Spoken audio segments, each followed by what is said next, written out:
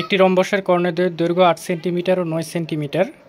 এই রম্বসের ক্ষেত্রফলের সমান ক্ষেত্রফল বিশিষ্ট বর্গক্ষেত্রের পরিসীমা কত? অর্থাৎ একটি রম্বসের কর্ণদ্বয়ের দৈর্ঘ্য হচ্ছে, একটি হচ্ছে 8 সেন্টিমিটার এবং অপরটি হচ্ছে 9 সেন্টিমিটার। এই রম্বসের ক্ষেত্রফলের সমান ক্ষেত্রফল বিশিষ্ট, অর্থাৎ এই অঙ্কটা করতে গেলে প্রথমে রম্বসের ক্ষেত্রফলটা নির্ণয় করে নিতে হবে।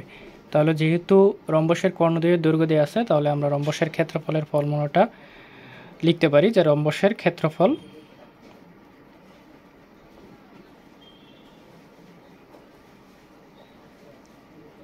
ইকুয়াল টু হাফ ইন্টু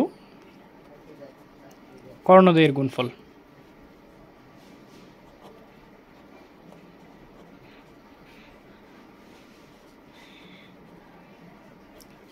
তাহলে এখানে হাফ গুণন কর্ণদ্বয় হচ্ছে, একটা হচ্ছে 8 সেন্টিমিটার এবং অপরটি হচ্ছে 9 সেন্টিমিটার। তাহলে 8 সেন্টিমিটার গুণন 9 সেন্টিমিটার, তাহলে এটা চলে আসে বর্গ সেন্টিমিটার। 2 দ্বারা 8কে কাটলে 4, 4 নং 36 বর্গ সেন্টিমিটার।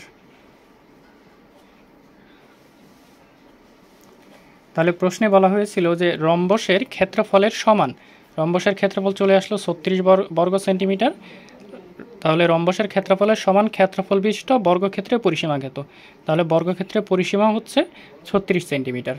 এখন যদি ধরা হয় যে বর্গক্ষেত্রের বাহুর দৈর্ঘ্য, অর্থাৎ প্রতি বাহুর দৈর্ঘ্য, বর্গক্ষেত্রের বাহুর দৈর্ঘ্য ধরা হলো এ।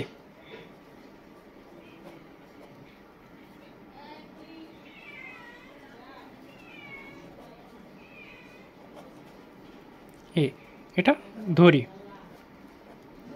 তাহলে আমরা জানি যে বর্গক্ষেত্রের বাহুর ক্ষেত্রফলের ফর্মুলা হচ্ছে বাহু ইন্টু বাহু, অর্থাৎ বাহু যদি এ হয় তাহলে A into A, that means A square. তাহলে এখানে সুতরাং প্রশ্ন মতে লেখা যায় যে এ স্কোয়ার ইকুয়াল টু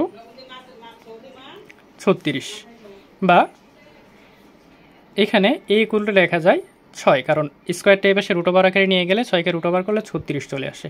তাহলে এক বাহুর দৈর্ঘ্য চলে আসলো 6 সেন্টিমিটার। তাহলে পরিসীমা হচ্ছে, যেহেতু আমরা জানি যে বর্গক্ষেত্রের 4টা বাহু হচ্ছে সমান, আচ্ছা এটা বর্গক্ষেত্র ধরে নিতে পারি। তাহলে বর্গক্ষেত্রে যেহেতু 4টা বাহুই সমান, তাহলে এখানে 6, এখানে 6, এখানে 6 এবং এখানে 6। তাহলে 4 দ্বারা এই 6কে গুণ করে দিলে এটার অ্যান্সারটা চলে আসে 4 6 24 সেন্টিমিটার। তাহলে এই বর্গক্ষেত্রের পরিসীমাটা হচ্ছে 24 সেন্টিমিটার। ধন্যবাদ।